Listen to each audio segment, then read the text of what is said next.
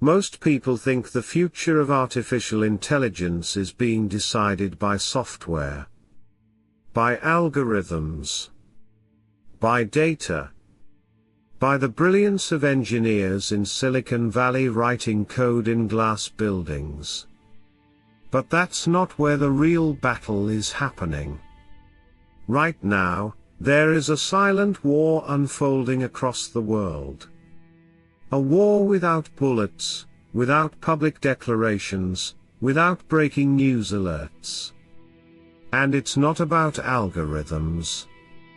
It's not about which company builds the smartest model or the fastest chatbot.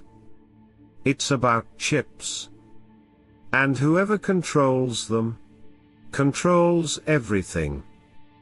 Because behind every AI system you use, every answer generated, every image created, every recommendation pushed to your feed, there is something far more critical than intelligence. Something most people never think about. A physical layer. A bottleneck. A dependency so fundamental that without it, the entire AI revolution grinds to a halt. And that dependency is already reshaping the balance of global power in ways that will define the next 50 years. Here's something that will reframe how you see technology forever.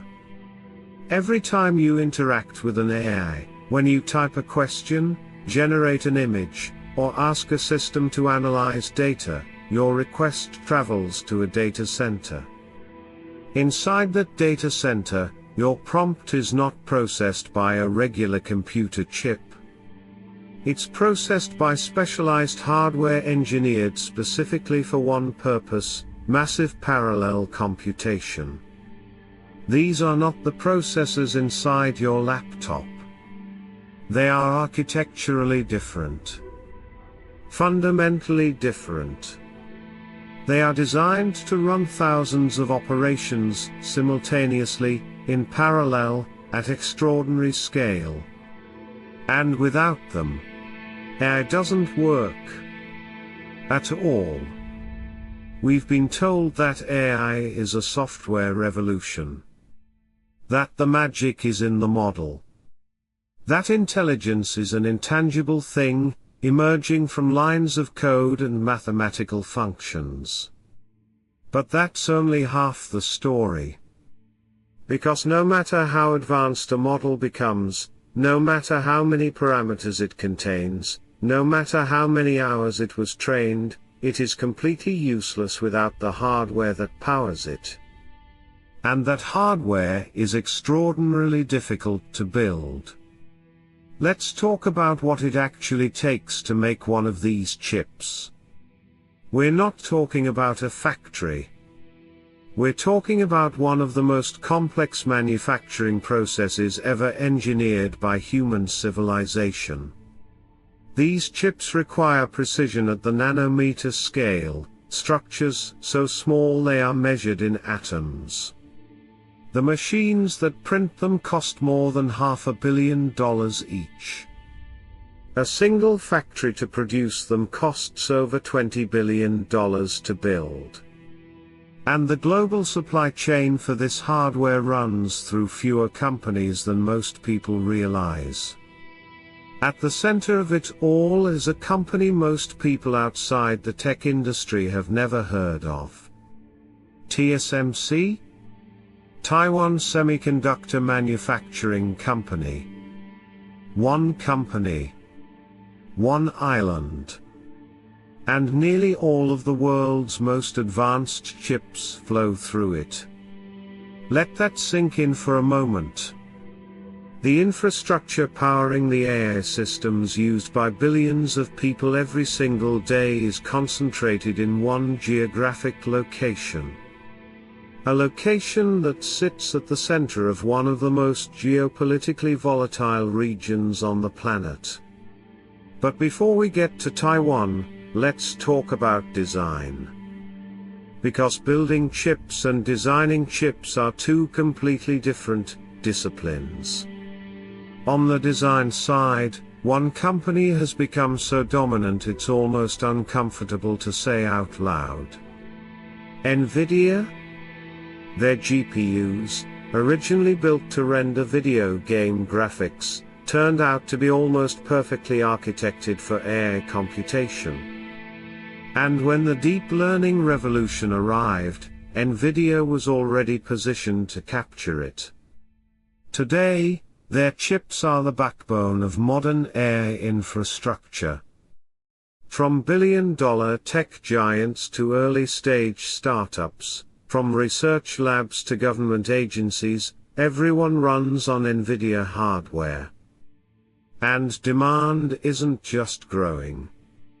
It's exploding in ways that are straining the entire supply chain. The waiting list for their most advanced systems stretches for months. Some companies are paying enormous premiums on secondary markets just to get access. Others are stockpiling units, not because they need them today, but because they're terrified of not having them tomorrow. Now zoom out. Because this stops being a technology story and becomes something much larger. The United States wants to maintain dominance in artificial intelligence. It views AI supremacy as existential, as critical to national security as nuclear capability was in the 20th century. China wants to catch up. And not just catch up, surpass. China's government has made semiconductor independence one of its highest strategic priorities. It has invested hundreds of billions of dollars into domestic chip development. It has restructured entire industries around this goal. And both nations understand one thing with absolute clarity: control over chips means control over the future. This is why export restrictions have been imposed. The United States has enacted sweeping controls limiting which chips American companies can sell to Chinese entities. Not just advanced chips, the rules keep tightening, expanding the list of restricted technologies with each new policy cycle. This is why supply chains are being physically restructured. The CHIPS Act in the United States. Semiconductor initiatives across Europe. Massive investment incentives designed to bring chip manufacturing back to domestic soil after decades of offshoring. This is why TSMC is building factories in Arizona. Why Samsung is expanding in Texas. Why governments across the world are suddenly treating semiconductor fabs as strategic national assets, the same way they once treated steel mills or oil refineries. Because the risk calculation has changed. If access to advanced chips is disrupted, by conflict, by natural disaster, by political decision, entire AI programs could be set back by years. Entire industries could be crippled. Military capabilities could be compromised. And this disruption risk is not theoretical. It is already materializing in quieter, less dramatic ways. Companies are rationing compute access. Startups that can't secure enough hardware are being forced to delay product launches, scale back training runs, or simply abandon certain research directions entirely. The most powerful AI models in the world are not limited by ideas. They are limited by chips. Governments are making strategic chip reserves a national security conversation. The same way countries stockpile oil or maintain strategic grain reserves, there are now serious policy discussions about maintaining stockpiles of advanced semiconductors. Intelligence agencies are tracking chip smuggling networks, sophisticated operations designed to move restricted hardware across borders in violation of export controls. And the competition between NVIDIA and its challengers is no longer just a business story. AMD is pushing hard. Google has developed its own custom AI chips called TPUs.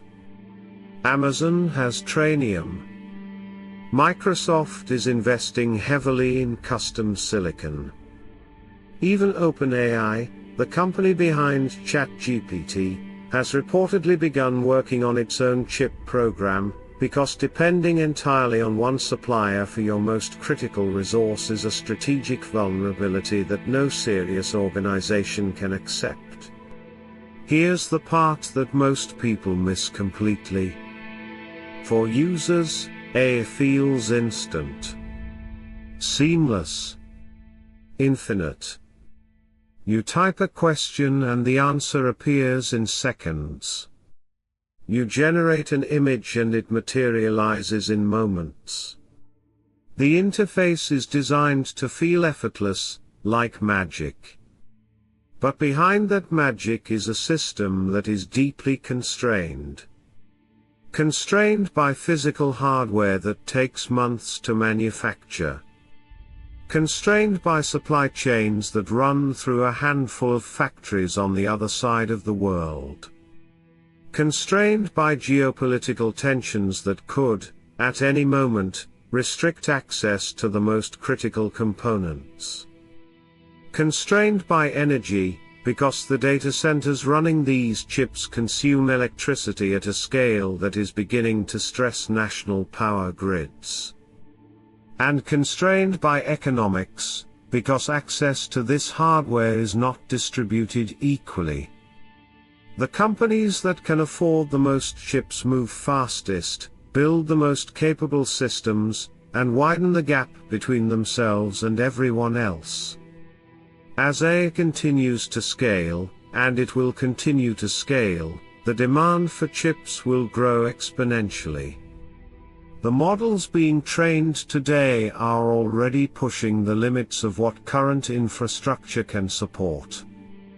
The models being planned for 3, 4, 5 years from now will require an entirely different order of magnitude. The gap between those who have access to this hardware and those who don't will become one of the defining fault lines of the digital age. Not just between companies. Between nations. Because the countries that develop robust, independent access to advanced semiconductor manufacturing will have capabilities that others simply cannot match. And the countries that remain dependent on foreign factories, foreign designs, foreign supply chains, will face a vulnerability they may not fully understand until it's too late. So the next time you use an AI tool, the next time you ask a question, generate something, or let a system make a recommendation for you, try to hold the full picture in your mind for just a moment. You are not simply interacting with software. You are tapping into a global system built on decades of engineering investment, shaped by supply chains that span continents, governed by geopolitical decisions made in Washington and Beijing and Taipei and Brussels. A system where the most critical resource is not data. It's not algorithms. It's not even talent. It is physical. It is manufactured. And it is fiercely contested. In this new economy, intelligence is not the only currency. Power doesn't come from who writes the best code. It comes from who controls the hardware that runs it. And right now, that control is being fought over. Not in public. Not with press releases or product launches. But quietly. Strategically. Relentlessly. In factories, in legislation, in export control lists, in billion-dollar investment decisions, and in the silent movement of cargo across borders in the middle of the night. The war for AI is not a software war. It never was.